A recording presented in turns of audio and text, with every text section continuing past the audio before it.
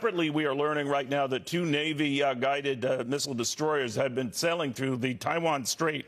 That's what separates China from the island of Taiwan. Some interpreted that as being a very provocative move on our part, sending a message to the Chinese that might escalate tensions with that country. Let's get the read on all of that from Kurt Cole, of course, the former USS Cole commander. Commander, a lot going on this morning. What do you make of it?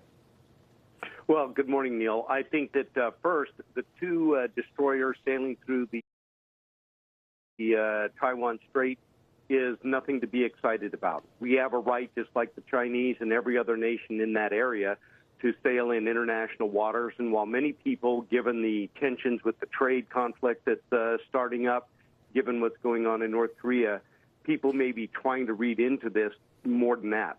But we haven't done this in a while, Commander. That's why I'm asking, because it just said, well, why now are you doing this? Routine operations. Okay. I would say that there is nothing to be really read into it. We should operate anywhere at any time in any part of the ocean that have international waters. We have a right to do innocent passage through territorial waters to get from point A to point B. So while many people want to interpret this as a signal, it may be one, but it's very low-key, and I wouldn't make much of it. In the meantime, the North Koreans got a very different impression of what was meant out of those talks, or so they seem to be saying, or were they just caught cheating? I don't think they're cheating. When you look at the language, they say it's regrettable. Think about how low-key that language is, Neil, compared to what they would normally come out with their bombast and threats and everything else. So I think what you're seeing on both sides is this is the negotiation process. As Secretary Pompeo and the President have said, it is going to be difficult. There are going to be a lot of details because we have to figure out what do they have, where do they have it, how are we going to verify that that is in fact accurate. Then we have to go through the detailed process of how do we in fact get them to denuclearize. We've been very clear on what denuclearization means. The North Koreans know what we mean. They may try to dance on the head of a pin, but we will walk through that process. It is going to be a detailed process that is going to require negotiations. But the bottom line is, Neil, we have to hold the line. They denuclearize, and this will be the reward, economically and otherwise, what they're going to get in order to reap the benefits of giving up what they perceive as a security guarantee for the survival of their regime. All right, Commander, thank you very, very much. Always good chatting, even on the phone. Separately, to the Commander's point, we've got a trade war going on right now. It is in full throttle effect here, and both sides now at the point where they seem to want to throttle each other, at least economically. Remember, this started with aluminum and steel. It's grown now to include better than 800 products, include 545 just from the Chinese. Fox Business Network's Tracy Carrasco on all of that. Hey, Tracy. Good morning, Neil. Yes, a top China official in Eastern Europe telling nations today that they are open for business as the U.S. puts the screws on. The United States and China have both fired opening shots in the trade war, and China has already accused the U.S. of launching, quote, the largest trade war in economic history. The U.S. tariffs on $34 billion in Chinese goods now in effect as of midnight July 6th, which was noon in Beijing. The items from more than 800 categories of products include airplane parts and farm equipment. China's Commerce Ministry issuing a statement immediately following saying, quote, China promised not to fire the first shot, but to defend national core interests and the interests of the people. It has no choice but to strike back as necessary. And strike back it did, Beijing placing tariffs on an equal value of almost 550 categories of U.S. products, targeting American goods like soybeans, lobsters to pork. The state-run China Daily newspaper saying, quote, the Trump administration is behaving like a gang of hoodlums. President Trump once again defended his strong stance on trade during a rally in Montana on Thursday night, right before the tariffs took effect. I respect China and I respect President Xi, but they've been killing us. $507 billion in trade deficits last year. 507. Who the hell can lose 500? Then you want to do something about it, you get attacked. Oh, that's not nice. That's not free trade. Meanwhile, President Trump saying U.S. tariffs on an additional $16 billion in Chinese goods are set to take effect in 2 weeks. Neil, the big question is, how far will this go?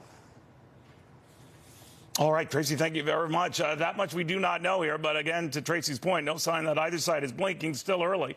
The indication that this could last for months. Some say well into 2019. What would be the fallout here? Let's get the read now from our panelists. H-Squared Chief Research Officer Heather Herzog. We got Fox News contributor Jonas Max Ferris and Fox Biz star Charlie Gasparino. Heather, to you, for consumers, the impact won't be immediate, and they can find ways around this buying, I guess, some alternative products. But they can't escape it, right? They can't escape it. But we're going to see definitely a shift towards more U.S.-based companies and consumers buying products from those companies.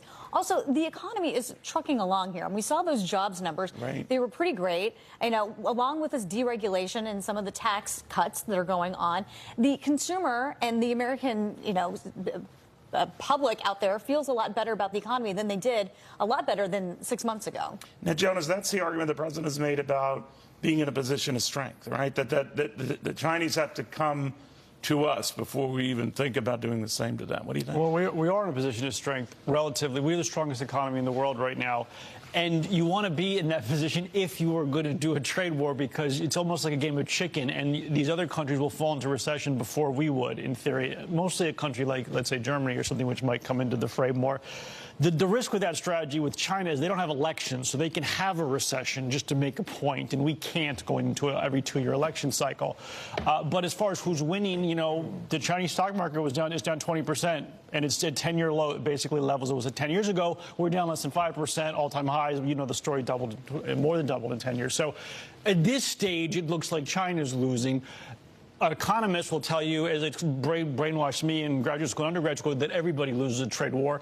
But the Chinese are saying the same kind of Trumpian great stuff. It's not the biggest trade war of all time. That was in 1930 under Hoover relative to GDP. This is a relatively small trade war at this point. In sheer dollars effect. Yeah, because the dollars are worth like this. I understand. But you think that, cooler heads prevail? In my opinion, it's still a bad idea, but we might be moving to a populist nationalist tax policy where you only tax people in hidden ways, whether it's a value-added tax or tariffs, and we move away from income taxes, and this could be permanent. All right, so Charlie Gasparino, one of the things you see is that we always assume the Chinese will blink because they need us more than we need them, et cetera. Theoretically. But then exactly, because exports account for 18.5% of their GDP. It used to be 33%. Well, it used to be almost 36. So you could then make the argument, well, maybe not. Well, here's the thing. You have to look at the Chinese economy. First off, we should point out that part of the slowdown, I believe, is from basically a government-induced credit crunch. They're cracking down on sort of flagrant spending. You read a lot about H&A, this company no one ever heard of before, because H&A borrowed so much from the Chinese government. They're essentially part of the Chinese government to go on an acquisition spree. H&A is now being forced to scale back. Stuff like that is having an impact on their economy more than anything we're doing. So remember, but can this second punch drive that? Well, they can stop doing that. Right. And we should point out that exports are a smaller percentage of their GDP, much smaller than it was a couple of years ago. Absolutely. And we should also point out that they are making inroads as we're attacking them. They're making inroads to do trade deals with the Europeans, because guess what? In Trumpian logic, he's attacking everybody, even our trading partners. So I would just say this: if you think China's going to blink, they have a bunch of bullets left, and they don't, as Jonas said, have elections. Now, we should also point out that if you're ever going to do this sort of crazy trade stuff, now's the right time to do it. But I would tell you, our stock market has been flat since December 22nd when we... but theirs have tanked. I know, but what traders are saying, just focus on us, is that as good as the numbers are, and by the way, they're good, they're not great. And we should point out that wage growth is still lousy. I looked at employment gains during... 2.7%. Not great. I looked at employment gains during... You're a tough grader. Employment gains... Listen, I grade everything on a scale. Yeah, but a lot of it's done out of hate. But the Obama scale. Look at the jobs created under Obama.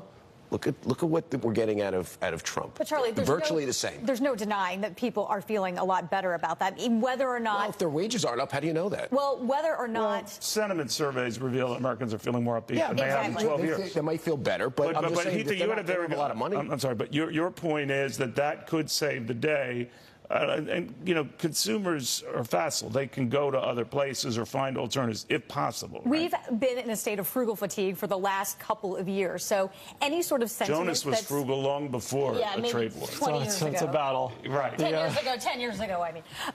So when you have any sort of uptick in sentiment, that's going to spur spending. And we're going to see it at least over the next couple of months. But you don't know. But wait a second. If your wages are not really improving, and employment is better, okay, all right, marginally, why would people spend a lot more money? We don't know. Real A quick, third of the country might like to see their prices go up if they think we're winning a war with China any more than they didn't mind the prices of gas going up when we went into Iraq. Like they could think we're winning some war. Really? And frankly, in any war, it's whoever loses the least when they can't pay their wins. cable subscription. And right now it looks like well, it would be a problem for us if that happens.